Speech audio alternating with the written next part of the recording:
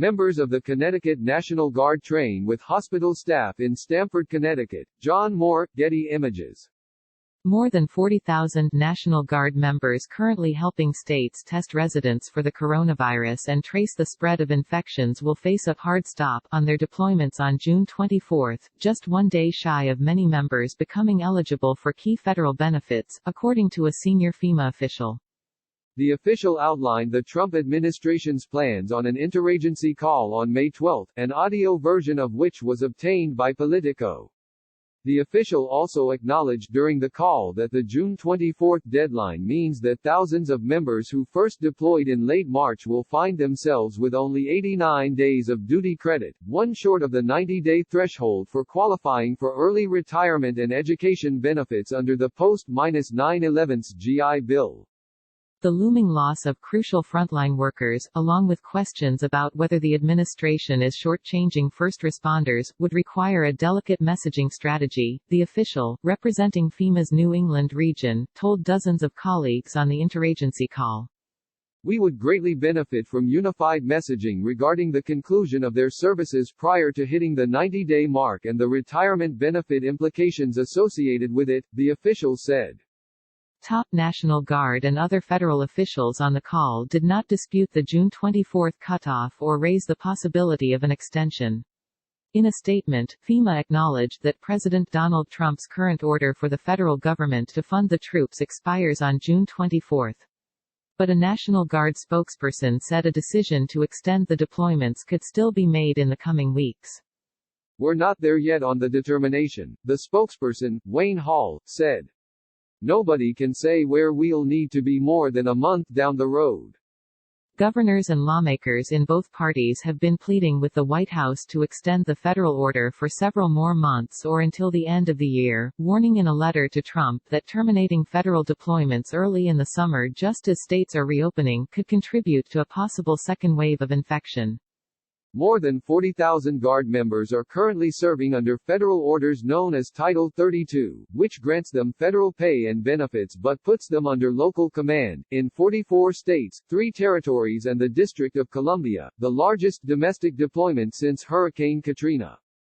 Tens of thousands of them have been working full-time since early March on a wide range of sensitive and dangerous tasks, such as decontaminating nursing homes and setting up field hospitals, along with performing tests for the virus. They've provided a crucial backup for understaffed and underfunded state public health agencies trying to contain the pandemic. The cost of the deployment is as much as $9 million per month for every 1,000 troops, according to the National Council of State Legislatures, an expense that states would have to shoulder should Title 32 expire. In addition, state deployments do not count toward federal education and retirement benefits. The 45,000-member National Guard Association and some state officials told Politico that they suspect the Trump administration timed its orders to limit the deployment to 89 days, one short of the number that would qualify the earliest participants for certain education and retirement benefits. Guard members must serve for 20 years to qualify for a pension at age 60. But for every 90 days serving during a federal emergency, Guard members can move up that retirement by 3 months. 90 days of service also qualifies members for 40% off the tuition at a public college or university.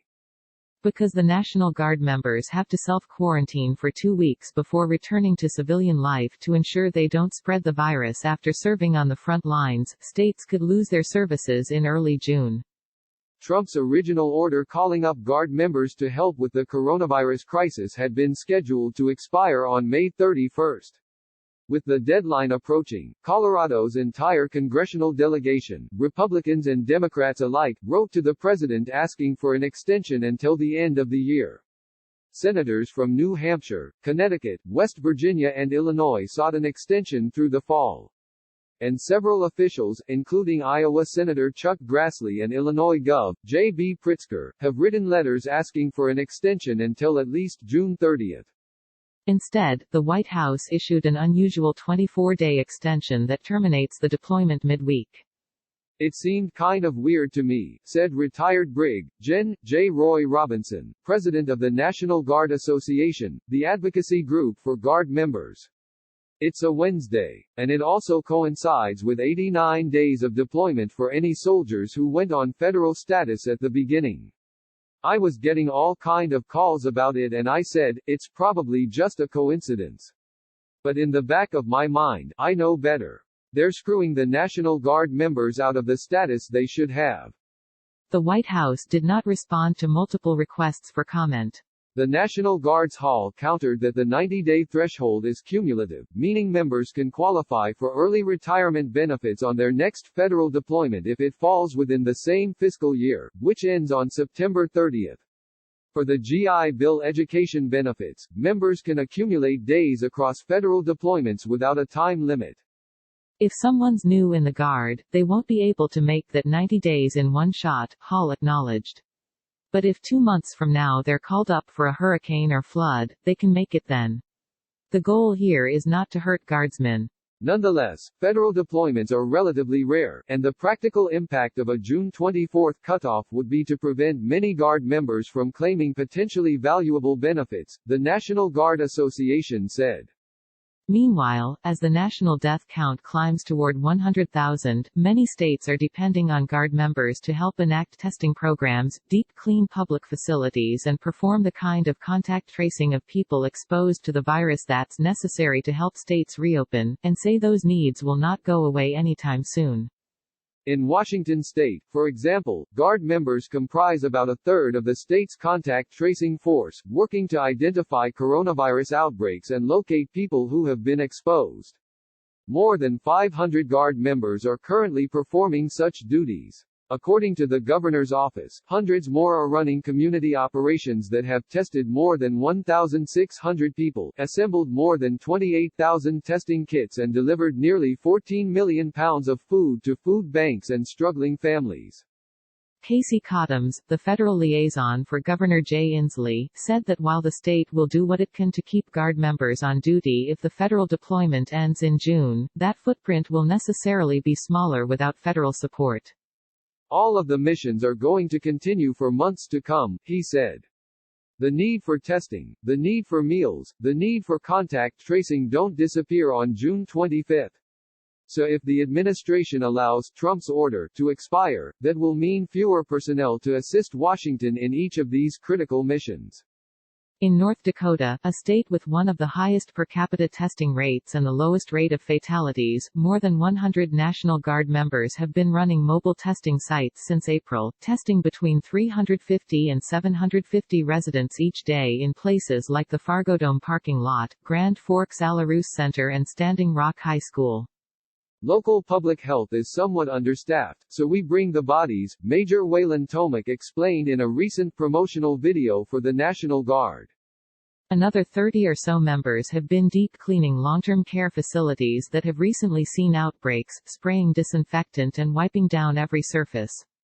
Still more have been working the night shift at the state's labs, assembling coronavirus test kits. Colonel Tad Schauer, the director of military response for the North Dakota National Guard, told Politico that while his team is currently planning to wrap up its operations by June 24, it stands ready to keep working if the Trump administration extends the deployment or Governor Doug Burgum asks it to transition to state active duty. The people of North Dakota have been exceptional in fighting COVID-19 and we're here to support the state and its citizens regardless of our federal or state status, he said. The May 12 conference call was one of a series of interagency meetings the Trump administration has convened daily during the pandemic. On those video conference calls, senior officials from HHS, FEMA and other government agencies update participants on the progress made on various fronts, including ongoing efforts to ramp up testing, acquire and distribute protective equipment and monitor hot spots around the country. During that meeting, the official who raised the June 24 deadline was identified as Russ from FEMA's Region 1, which includes Connecticut, Rhode Island, Massachusetts, New Hampshire, Vermont and Maine. Captain Russell Russ Webster, the regional administrator whom the White House also tapped in March to be New England's coordinating officer for federal recovery operations, did not confirm or deny that he was the one speaking on the call when contacted by Politico. While some Guard members could continue the same work under state active duty after the June deadline, the National Guard Association has warned that without federal orders and funding, most states won't be able to support significant Guard deployments. In addition to being unable to accrue time toward federal retirement and tuition benefits, Guard members under state active duty are ineligible for the military's health insurance for active duty members, an issue Sens. Joni Ernst, R. Iowa, and Joe Manchin, DWV, are seeking to address in a new bill. The health coverage question is especially pressing during a pandemic. The National Guard confirmed to Politico that as of Monday, 1,158 members have been diagnosed with COVID-19, including 617 active cases. The National Guard notes that members whose federal active status expires can enroll in a different health insurance program, TRICARE Reserve Select.